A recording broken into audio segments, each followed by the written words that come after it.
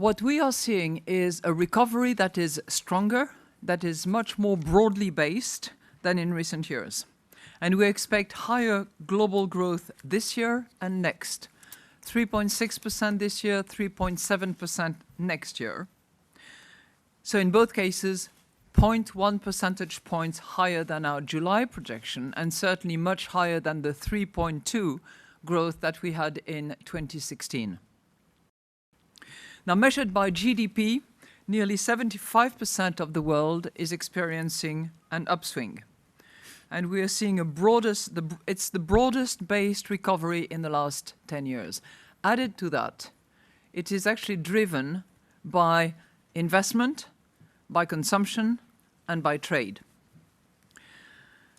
And it is shared between the emerging market economies, which, as you remember, were providing about 80% of growth in the last few years. It is shared between the emerging market economies, still active, but also with other countries like Europe, like Japan, and the US.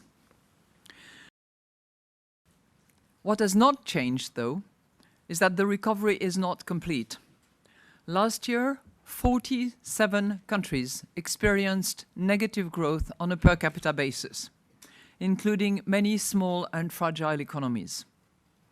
Far too many people across all types of economies are seeing their aspirations limited by the impact of technology and the repercussions of excessive income inequality. The result is growing political tensions in many places and increased skepticism about the benefits of globalization. So our suggestion is that it is not time to be complacent. It's time to take those policy decisions that will actually enable more people and more countries to benefit from that recovery that should be made sustainable. My question to you is to pick up on your fixing the roof comment, strife and tightening of financial institutions. Can you perhaps elaborate